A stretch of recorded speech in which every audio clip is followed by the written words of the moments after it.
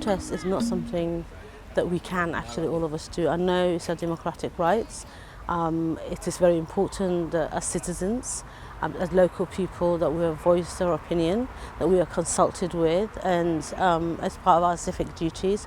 But unfortunately, that's not always possible. So I think a performance is the best next thing for us to exercise and have a voice. And I think, this is why it's important that our young people engage with these issues around gentrification, about bulldozing, the lack of breathing spaces, garden, parks. I mean, I know this is very green and there's a lot of trees here, but also I'm not surprised that this garden was locked up and it was derelict for a long time, and we didn't even know about it. And there's so much space around here that the only time that we become aware of it is when it's sold and developers move in.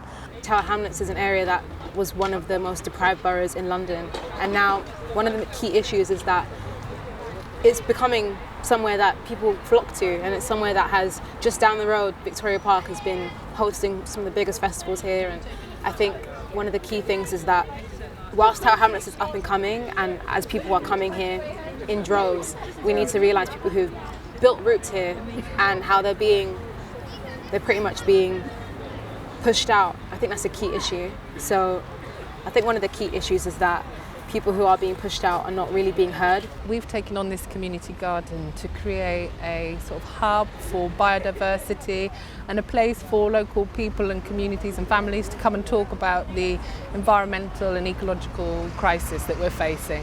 It was the first time even Extinction Rebellion and the Women's Environment Network have used this space.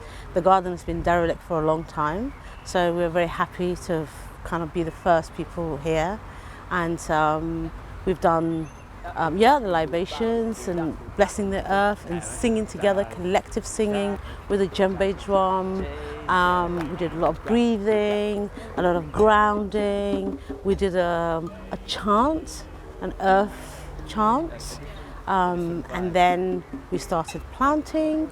We planted some beautiful herbs of different kinds. It was really, I mean, some of them you rub them and they just smell gorgeous. And then we did a performance, which was absolutely amazing. It was just everybody, we had a role play, people had different characters, serious auctioneer, and the surveyor, really, really magical.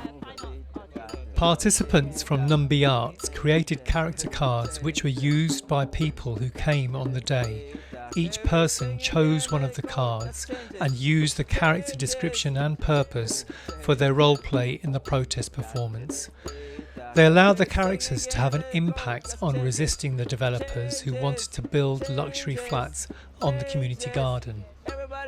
We're from Virtual Migrants, and we've been here today doing a performance protest and interrogate the issues of gentrification and kind of break these down artistically. To use a technique of popular education workshop in order to find out what are the questions that the group want. This is just the beginning, so there are some tools and strategies that we've used today: invisible theatre, role play, the gardening and the singing, and these are tools that the group can take for other issues they might be facing. So this year, I think, as Kinsey said, the theme is environment, so we've focused on that to talk about issues of climate change and climate justice.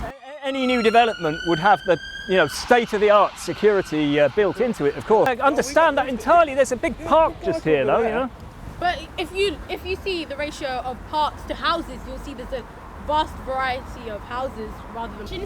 I have to note that this area has not been utilised to its maximum potential. It's really pressing problem. I'm really glad you brought that up about air pollution, aren't you, Abil? Because of course we're really concerned about air pollution. What you're doing is preventing this man from accessing his property. This land? Exactly. If not, we all let you not coming in. Listen, you guys, I don't know what planet you guys live on, but gee. Right. I think today has been about basically the community coming together, old and young, newcomers coming in as well. Everyone watching how we're getting together, you know, gardening, planting, singing. We're also doing a little bit of role play as well, and then everyone's having a bit of fun on the improv. We also had many people passing by to go around saying, what's going on? They're peeking over to see, and it's giving interest as well. In big cities, because I've lived in many cities, Rio de Janeiro, I've lived in Dar es Salaam, I've been in Nairobi, Berlin, Frankfurt, all the big cities in the world, Paris.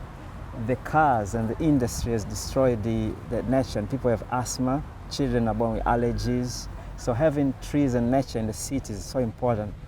You know, how land in East London is being used, and the tensions that have been created because of development, the environment, and how communities' voices in shaping their local environment has often been neglected, really.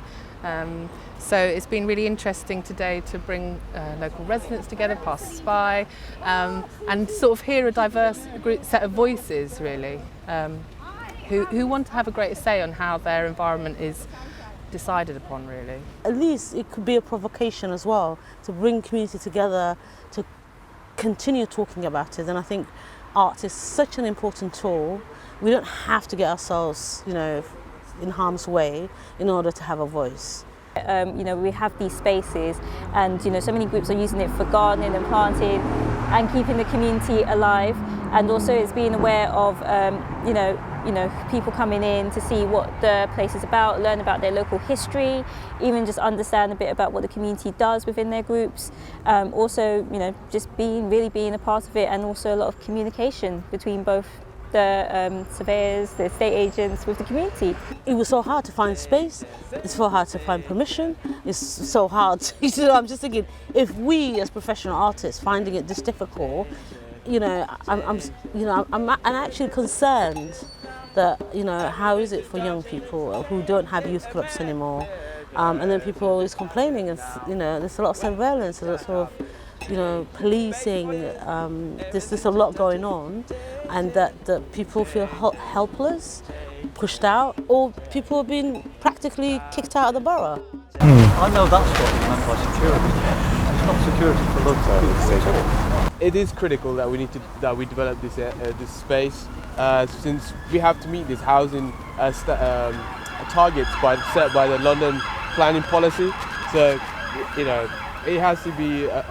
It's going to be the planners that are going to decide on this. But do you have to use a space that's bringing community together, that is like having a really net positive benefit for the environment? It's not that it's only this space that you can use. And I think taking away something that's having such a positive I mean, obviously it's really good that we've had this impromptu meeting, and I wanted to thank you all from the bottom of my heart for giving us your opinions, and particularly obviously those of you that are in favour, because that's a voice that's being silenced. There are people in favour of development who are not being heard. By having this beautiful performance here today, a few local residents have said they're going to be part of the work day next week, and you know, I think it's important that this is a space that's sort of owned by the community, and yeah, it's been wonderful today because yeah, people have wanted to know about what's happening here. And this site was actually neglected for quite a few years. So it was overgrown, and you know, it looks quite bare at the moment, but it will be a thriving community garden.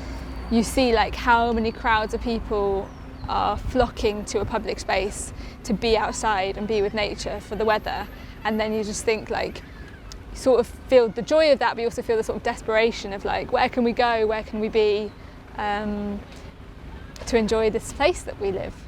And the environmental crisis can feel quite removed and separate from people. And then if you're facing hardships in life, or you don't feel like your voice is really listened to in decision making, then maybe you don't think that the environmental movement is for you, but actually it really is, it's for everybody. And so I think using something like this, a community garden or an arts performance, it's a way of like involving more diverse voices in this, and actually, like, for me that's crucial, because you know, it is relevant for all of our lives going forward. 1, 2, 3, 4, she changes, everything changes, everything changes,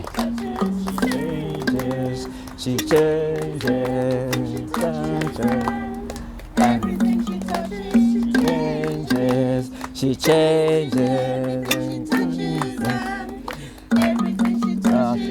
We're an artist collective. We've been here for a long time. We will continue to be here. And I think for us, it's important that, and the thing that we use at Numbi is that, bringing local conversation, global conversations, and making the platforms local. And I just think for me, that was always the problem for me with the big movements, because you can't reach them. But actually, having a local thing, it's important. I think that's what's going to make the connections. And I'm not just saying that, it's our issue, we should do it ourselves. I just think for me, it's a lot important that we collectively, we share the earth. These problems will impact all of us. If a problem comes, we will sink. We are all on this ship. This particular project follows on from Virtual Migrants' work on another climate justice project called Continent Chop Chop, in which we used theatre again and techniques of invisible theatre and video interviews with people from refugee backgrounds, really looking at the global issues and the interconnections of climate and justice and movement of people, movement of commodities. I think still the environmental movement as it is in Europe is still very much seen and perceived and as a white movement. So we draw a lot upon indigenous movements and take inspiration from a lot of the work that's been done around the world. And the participants in the workshops brought a lot of that as well, in terms of giving us songs from indigenous cultures that we can use and honour the earth with.